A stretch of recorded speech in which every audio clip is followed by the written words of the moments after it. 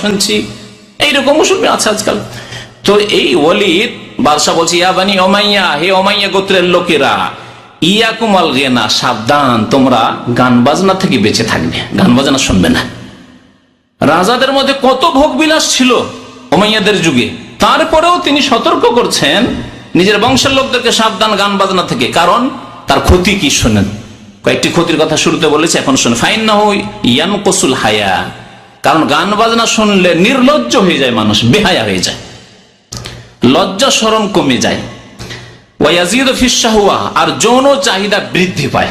গান বাজনা শুনলে যৌন চাহিদা বৃদ্ধি পায়। এর বাস্তব ঘটনা, কয়েক বছর আগে এক যুবক ছেলে এসে আমাকে মাসলা জিজ্ঞেস করেছে। সেটি এক যুবক ছেলে এসে বলছে যে আমার দ্বারা কুকাজ হয়ে গেছে, জিনা ব্যভিচার হয়ে গেছে। আউযুবিল্লাহ। আমি বললাম যে তওবা করার জন্য বাবা আমাকে বলতে হইতো না।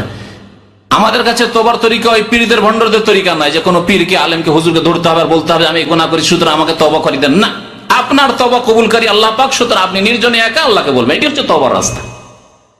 সাথে সাথে বললাম তোমাকে তওবার জন্য কি শর্ত লাগে তা জানো, কিন্তু কি পাপ করেছে এটি বলা কখনো কাউকে বলবে না, একমাত্র আল্লাহকে বলে কাঁদবে এবং তওবা করবে। বলেই ফেলেছে সে যে এই কাজ করেছে। কিভাবে?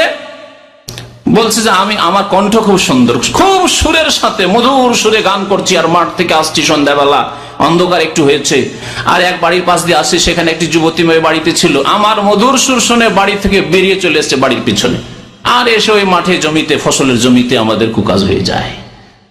পাগল হয়ে সেই যুবতী চলে এসছে যে না, আমার সাথে কুকাজ করতেই হবে, তোমার কণ্ঠ খুব সুন্দর লেগেছে।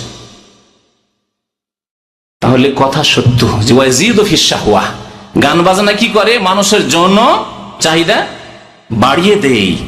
ওয়ায়াহদিমুল মুরুয়া, ভদ্রতা ধ্বংস করে। মানুষের যে ভদ্রতা রয়েছে, আত্মসম্ভ্রম রয়েছে, এগুলিকে ধ্বংস করে দেয়। ফাইন্নাহু লা ইয়ানুবু আনিল খামরে, এবং এই গান বাজনা মদের মতো কাজ করে, মাদক দ্রব্যের মতো কাজ করে। মাদক দ্রব্য শরীরকে নেশাগ্রস্ত করে, শরীরে অঙ্গ প্রত্যঙ্গকে নেশাগ্রস্ত করে, আর গান বাজনা মানুষের মনকে, হৃদয়কে নেশাগ্রস্ত করে। এই কথাটি ইমাম ইবনে তাইমিয়া রাহমাতুল্লাহ আলাইহি তার প্রসিদ্ধ ফাতাওয়ার কিতাব 37 খণ্ডে রয়েছে, তাতে বলেছেন। এখানে ও কথাটি সংক্ষেপে বলা হয়েছে। এখানে ইমাম বাইহাকি এই হাদিসটি বর্ণনা করেছেন, বা এই আসারটি বর্ণনা করেছেন এই বাদশার কথা, উমাইয়া বংশের যুগের, সাহাবায়ে কেরামদের জামানার ঘটনা, তাবেঈনদের জামানার ঘটনা। লা ইয়ানুবু আনিল খামরে, মদের কাজ করে এই গান বাজনা। ইয়াফআলু মা ইয়াফআলু শুকর, যেমন নেশাগ্রস্ত হয়ে যে সব পাপ হয়, নেশাগ্রস্ত হলে খুন করে দিতে পারে, নেশাগ্রস্ত হলে সিজদা করে দিতে পারে গায়রুল্লাহকে, প্রতিমাকে, পুতুলকে, যে কোনো মানুষকে সিজদা করে দিতে পারে। একজন মদ খেয়ে পাগল এসে আপনাকে সিজদা করে দিতে পারে।